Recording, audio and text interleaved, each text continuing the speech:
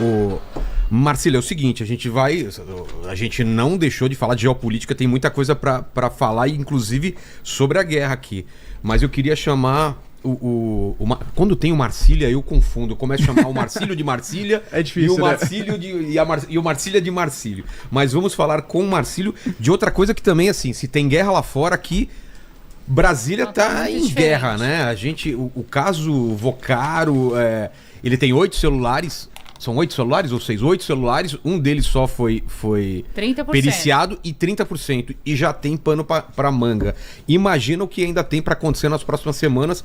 Pra entender tudo isso, quero chamar o meu amigo Marcílio, que também já é velho de guerra aqui do canal.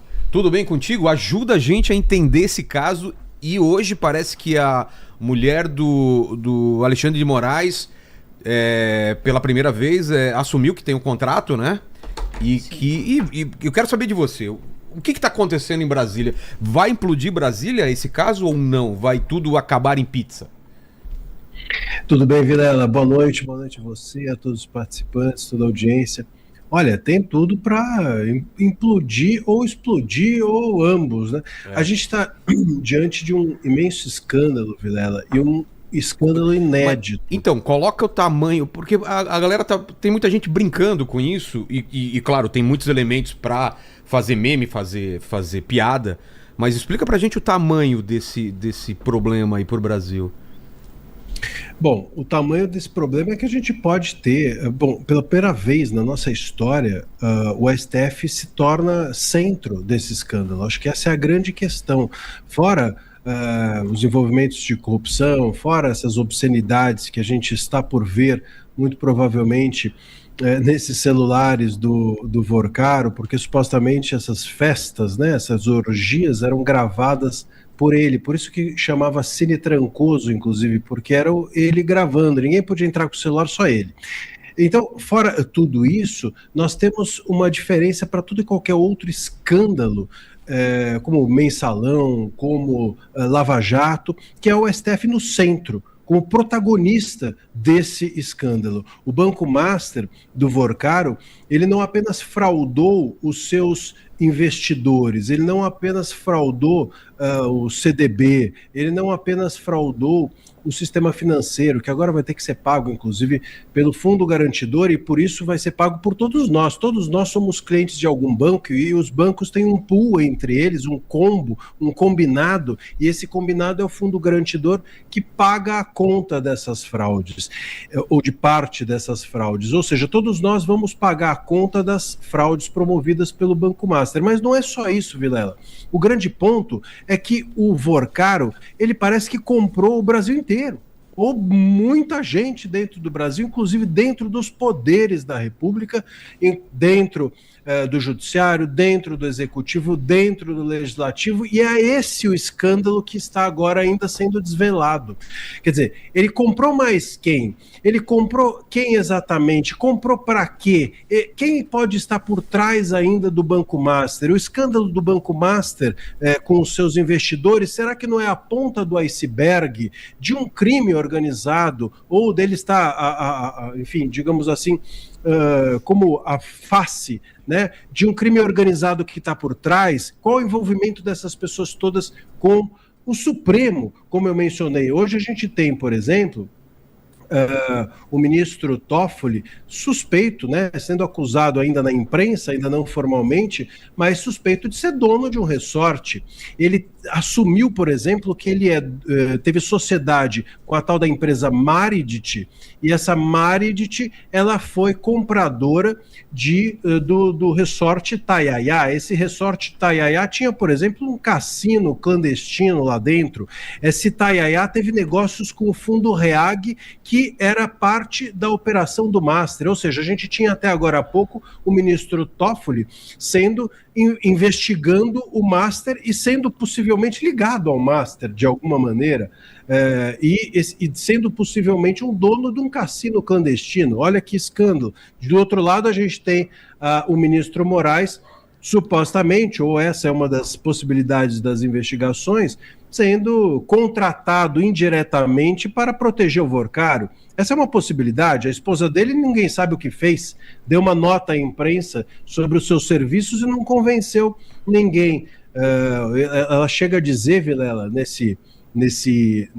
nessa nota, que ela fez 94 reuniões com o Master, no tal do contrato de 129 milhões, 94 reuniões e 36 pareceres durante o período de fevereiro de 24 a novembro de 25, que é quando o banco foi liquidado. Ou seja, em 22 meses ela fez 94 reuniões e 36 pareceres. Se você dividir isso, em média, dá por mês 4 reuniões e um parecer. 4 reuniões e um parecer para você receber 3 milhões e meio, que é o valor que, se você multiplicar por 3 anos, que é o tempo do contrato, dá 129 milhões. 4 reuniões mais um parecer, 3 milhões e meio por mês, não faz nenhum sentido. Ninguém ganha isso dentro de nenhum escritório brasileiro. Eu posso afirmar, garantir isso, e, portanto, suspeita-se que a esposa dele estava sendo contratada para que ele atuasse em proteção ao Vorcaro. Quer dizer, nós podemos ter esse escândalo, como eu mencionei, o STF no centro, no epicentro dessa história toda, isso ter profundidades ainda inimagináveis. Como vocês bem mencionaram, temos 30% de um celular de 8 mais. Fora a delação dele que pode estar por vir, fora esse sicário que preferiu morrer do que, enfim, estar preso. Quer dizer, tudo isso ainda muito mal explicado e tem tudo para ser um escândalo dos maiores. Veja um exemplo só para ilustrar o tamanho disso, Vilela. Nós tivemos a Lava Jato anulada pelo STF porque, supostamente, um juiz conversou com o promotor. Né? Essas conversas foram tidas como absurdas e a Lava Jato foi anulada por isso. Nós estamos aqui diante da possibilidade de que um ministro ou de que ministros estivessem conversando, não com o promotor, mas com o bandido a ser julgado. Isso dá a dimensão do tamanho desse escândalo. Vamos lá, então. A gente teve advogado viajando em jatinho, né? Para ver final de Libertadores. A gente tem troca de mensagens com Alexandre, que ele desmente, ele fala que não é o celular dele, e a Globo bate de volta dizendo que não, que é o celular dele. Vai bloquear, né? A mensagem vai bloquear, que Exatamente. Supostamente se referia à prisão, foi no dia da prisão dele. Foi no dia da prisão. Então, assim, o Alexandre, ele tá apostando alto no eu não tenho nada a ver com isso. O que pode acontecer se provar que ele tem realmente alguma coisa a ver com isso. Porque a gente já entrevistou algumas pessoas e não adianta os senadores terem 41, 42, quantos votos forem se o presidente não... Se não houver a abertura disso nas mãos do presidente, que é o...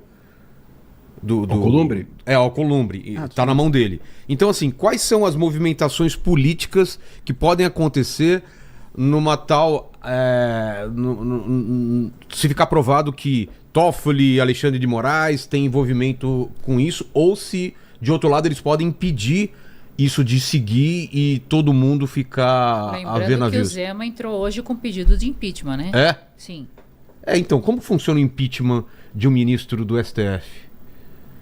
Pois é, a gente, na verdade, na prática, a gente ainda nunca viu, né? É inédito isso. Nunca aconteceu na história do Brasil um impeachment de ministro. E por isso que é um mito também. Fica, bom, o que vai acontecer? Isso criaria uma fissura no Brasil? Bom, vai criar uma fissura também se não houver, pelo tamanho das denúncias que estão acontecendo. Só acrescentando uma coisa, o pessoal aqui no chat está lembrando também que o Nicolas também viajou no jatinho do Vorcaro. Então a gente tem muita gente... Brasília parece que tem muita gente envolvida lá, né? Mas esse não era ainda do Vorcaro. Não, eu sei, mas eu tô falando assim, nomes de todos os lados, a esquerda tenta jogar pra direita e a direita tenta jogar pra esquerda. Eu quero saber o que tá entendendo. Me explica, Marcílio. Esse jogo, né, de esquerda jogar para direita para esquerda, faz parte, né, da política. Agora aqui a questão é que não é política, esse não é um escândalo da política. É um escândalo que passa por cima de todo mundo. Veja, qual é a política que existe em você poder ter um ministro do STF envolvido nisso? Esse ministro é de direita ou de esquerda? Essa questão não existe. Então a gente está com algo que está para além disso. Quando essa questão ideológica entra no jogo de alguma maneira, creio eu, para que se tente dizer, não, a esquerda está dizendo isso porque o escândalo é da direita, a direita está dizendo isso porque o escândalo é da esquerda. Aqui a gente não tem essa questão, me parece que isso é suprapartidário. A gente tem, até porque o Vorcaro, ele, repito, estava supostamente envolvendo ministros do STF. Onde que entra a ideologia aí? Esse vai bloquear, que essa mensagem que foi enviada, né, segundo foi dito, e o Moraes desmente, mas ele, veja só, hein, o Moraes, na nota dele, ele não desmentiu a existência dessas mensagens. Ah, não? O que ele disse? Ele diz na sua nota, aliás, com erros de português, inclusive na nota, como lhe é de costume, ele diz que a mensagem ela saiu de um celular na hora em que chega no outro, não bate, que esse número não era exatamente o dele. Aí vem a imprensa e diz o seguinte: o Moraes trocou o número um mês antes desses escândalos todos. Depois a imprensa vem e diz: ele não está negando, como eu mencionei a mensagem. Aí o Moraes também diz assim: essas mensagens, inclusive, podem ser verificadas porque vieram da CPMI do Congresso. Vem a Globo e diz: não, essas mensagens não vieram da CPMI, vieram da Polícia Federal e foram periciadas. E a perícia identifica que eram os números ligados ao Moraes. Quer dizer, a gente tem aqui um embate, Vilela, que não é de narrativas. A Globo está dizendo: eu tenho provas, quando ela afirmou a tal da mensagem do vai bloquear. E o Moraes não diz que tem provas, ele diz que foi feita uma análise técnica. Agora, de quem? Por quem? Qual é a análise técnica? Por que os ministros não vêm a público, então, para uma entrevista coletiva e permitem que a imprensa conteste os números, conteste as versões, como eu estou mencionando? Também houve a outra afirmação da imprensa de que o Moraes teria frequentado Trancoso, né, o tal do Trancoso, onde eram as festas organizadas pelo Vorcaro. Aí vem aqui também a outra nota que foi soltada pelo Moraes, dizendo: olha, eu não estive em viagens privadas para esse destino com o Vorcaro. Bom, mas então quer dizer que em outros destinos talvez sim? Então quer dizer que se as viagens não foram privadas, outros tipos de viagens que sei lá o que seriam viagens não privadas, mas elas existiram? Quer dizer, o que o Moraes quer dizer? Ele não está dizendo: eu nunca me encontrei com o Vorcaro. Isso não foi dito em momento algum. Eu nunca troquei mensagens com o Vorcaro. Isso não foi dito em momento algum. Tem também, né, Marcelo? Tem também degustação de uísque, né? No valor de 3 milhões. Tem, cara, vai aparecer muita coisa aí, ao que parece, né? Esse cara gostava de... Duas coisas que a gente pode dizer sobre o Vorcaro: amava demais e gastava demais, não é? É incrível, cara, como ele gastava dinheiro. Gastava dinheiro. É mais fácil quando não é gastar, seu, né? é muito fácil, né? Foi 20 milhões na festa da filha dele, 200? né? 200 milhões, né? Não, da noiva 20 milhões. foi 200. 200 milhões no noivado. Caraca. Ou no casamento, não sei. Coldplay. Agora. Achei que era da filha dele, não é de 15 anos, que contratou a sim. Loki. Ah, é verdade. Isso aí também foi... teve essa. Contratou o Coldplay, enfim, coisas assim inimagináveis, né? E isso também nos levanta a bola, a possibilidade de que o Banco Master, será que esse banco é que operava todo esse dinheiro? Como eu no início disse, será que o Banco Master não era um banco de fachada para negociatas muito maiores do que o próprio Banco Master, do que o próprio Vorcaro? Bom, essas são as investigações que parecem estar em curso. Mas você perguntou, Vilela, inicialmente, do ponto de vista técnico, o que isso pode acontecer com os ministros? Veja, se essas mensagens foram trocadas, de fato, pelo Moraes, no sentido de vai bloquear, e esse vai bloquear se referir à prisão do Vorcaro, nós podemos ter um ministro obstruindo a justiça, isso é crime.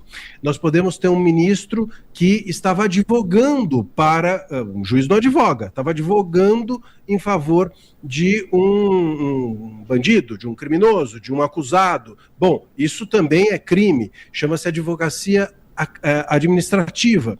Do outro lado, o Toffoli, se ele era dono de fato do Tayaya, Isso também é crime, porque juiz não pode ser dono, ele pode ter ação de uma Petrobras, por exemplo, mas não pode ser dono do negócio, ele não pode ser o administrador do negócio, sobretudo um negócio que tinha um cassino clandestino. Então isso é um problema. A Polícia Federal, por exemplo, Vilela, está trabalhando, isso também circulou na imprensa, com a possibilidade, inclusive, de em algum momento acusar o ministro Toffoli, isso saiu algumas semanas da imprensa, de corrupção passiva, que é suborno. Na prática, Caramba. é você ter uma vantagem ilícita, indevida de alguém.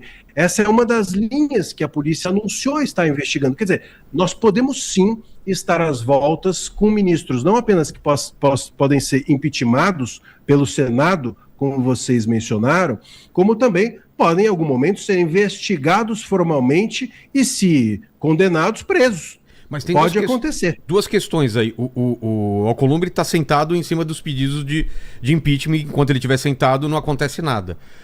Do outro lado, o personagem do André Mendonça, eu queria que você falasse também, né? E a Polícia Federal parece que estão tentando também interferir na Polícia Federal. Isso, no passado, foi chamado de golpe. Exatamente. Agora não é mais golpe? Pois é, essa é uma boa questão. Então os ministros agora, ontem inclusive teve um tweet do ministro Gilmar Mendes, um pouco reclamando dos vazamentos. Gilmarlândia, né? Que vai ter uma cidade chamada Gilmarlândia, ele quer... Vai, ele quer a cidade, vai ter uma cidade chamada Gilmarlândia. Imagina só, eu até cheguei a comentar, como será que vai chamar a pessoa que nasce em Gilmarlândia, né? Gilmarlandês. Essa é uma questão e tanto. É uma questão, enfim. realmente. E talvez essa seja a grande questão. Fica aí para a criatividade. Quem nos ouve, deixa seu comentário. Como é que você gostaria que fosse chamada a pessoa que lá nasce? Se é que esse projeto seguirá adiante. Mas o Gilmar fez um tweet, né, dizendo que ele condena esses vazamentos, que esses vazamentos têm sido inconstitucionais, etc, etc. Veja, a gente precisa lembrar o seguinte, Vilela, esses vazamentos, é claro que ninguém aqui é a favor de vazamento, não é isso.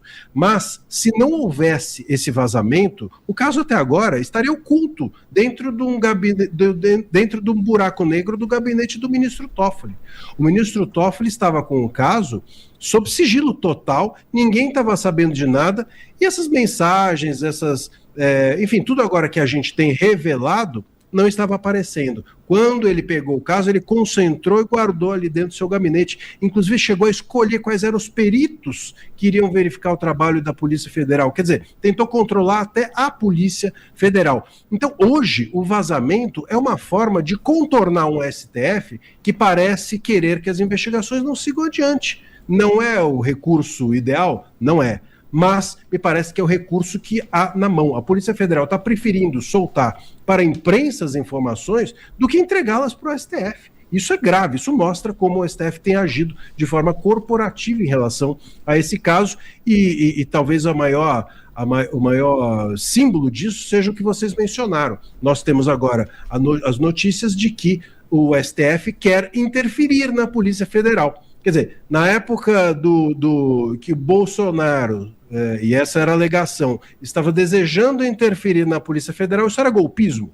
Agora é o quê? Quando o STF tenta interferir para salvar a democracia, quer dizer, fica muito difícil justificar uma interferência, uma desestruturação da Polícia Federal. A alegação do STF é de que a Polícia Federal concentra muito poder. Bom, mas querem os ministros o quê? Concentrar só eles muito poder? Ninguém mais pode ter muito poder no país a não ser eles? Claro que isso não funciona ou não pode funcionar assim. E eu queria que você também avaliasse, segundo o histórico do Alexandre de Moraes, se ele julgasse o próprio Alexandre de Moraes. Pois é. Eu acho que se o ministro... Com os preceitos, com o histórico dele, como seria esse julgamento? Eu acho que se o ministro Moraes estivesse julgando as investigações em curso e aparecesse o ministro Moraes nessas mensagens que a gente tem visto, Vilela, com absoluta certeza o ministro Moraes já teria prendido o ministro Moraes, preventivamente. Apagando mensagens, né? Usando esse artifício. Pois é, porque esse apagamento de mensagens foi inclusive utilizado o Moraes, no julgamento, por exemplo, da chamada Débora do Batom, durante o processo do golpe, o Moraes disse que apagar mensagem, que é uma coisa que ela tinha feito, já seria já simbolizaria a culpa dela e significaria até um ultraje, um atentado ou uma forma de ridicularizar a justiça e as investigações. Poxa, era exatamente o que ele fez com as tais mensagens de visualização única, onde aparecia uma foto, eles escreviam, né, num bloco de notas, ele e o Vorcaro, e mandavam a foto daquilo que era escrito, e aquilo entrava na visualização única do WhatsApp e depois nunca mais aparecia. Até, enfim, os peritos que agora começam a aparecer dizerem que é possível recuperar essas mensagens. Mas, enfim, o fato é que elas foram apagadas.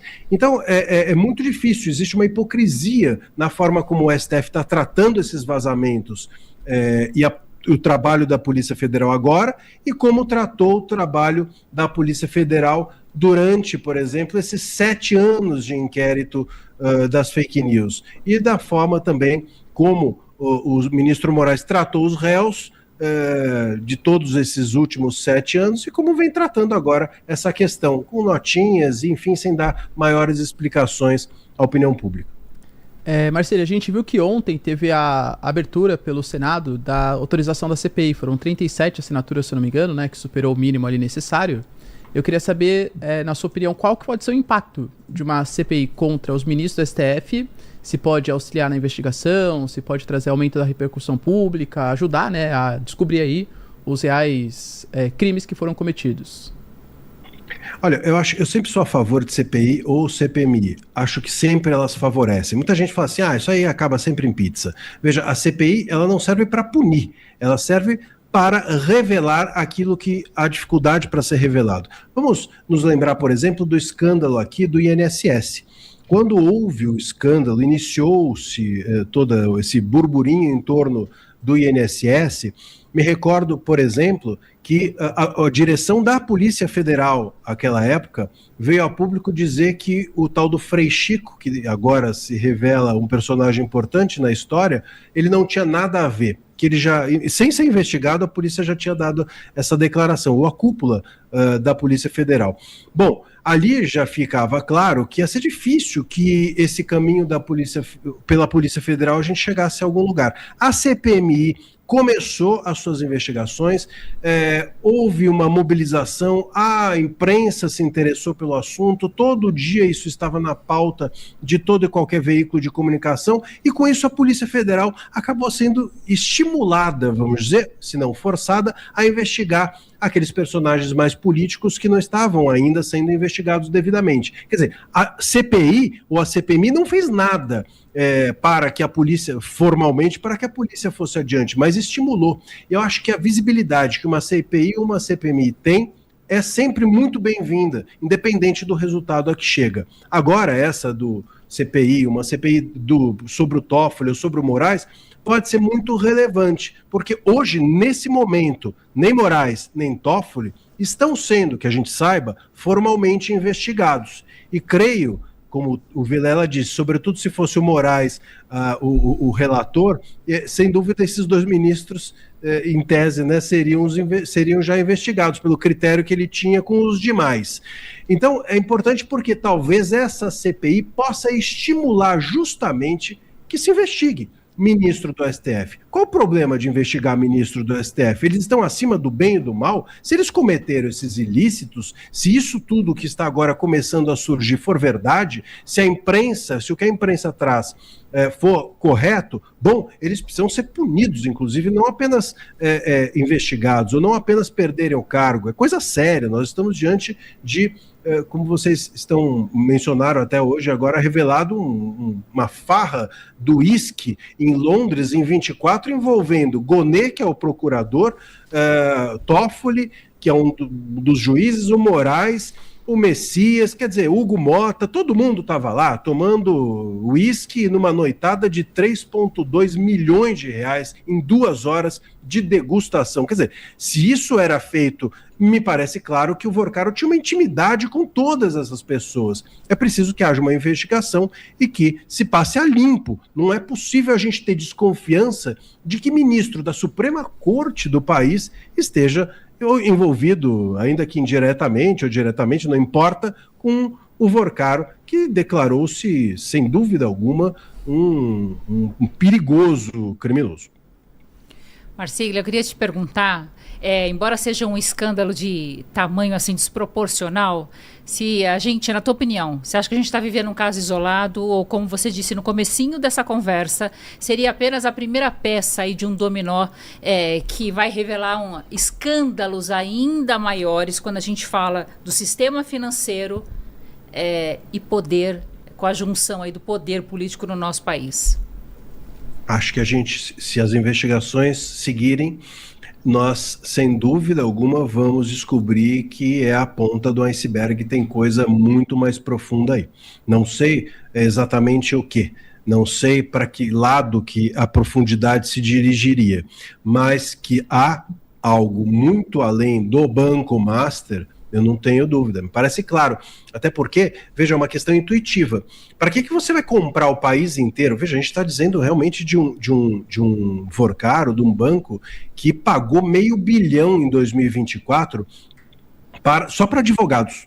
Só para advogados. E não é advogado que atua na causa dele, não. Era a esposa do ministro Moraes, era o Lewandowski, enquanto ainda era ministro da Justiça, era o Guido Mantega, enfim, de tudo e todo mundo apareceu nessa lista de consultores jurídicos. Bom, isso só jurídico, fora todo o resto que ele pagava. Uma pessoa que se sente na necessidade de comprar o país, vamos dizer, ou de colocar o país na sua folha de pagamento, será que está interessado apenas no seu banco?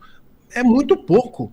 É um movimento, um gesto muito grandioso para o Banco Master, que é um banco sem relevância do ponto de vista financeiro. Então, não bate, sabe? A conta não fecha. O gesto que ele fazia, tanto dinheiro circulando só para alimentar o Banco Master. Tem alguma coisa errada aí.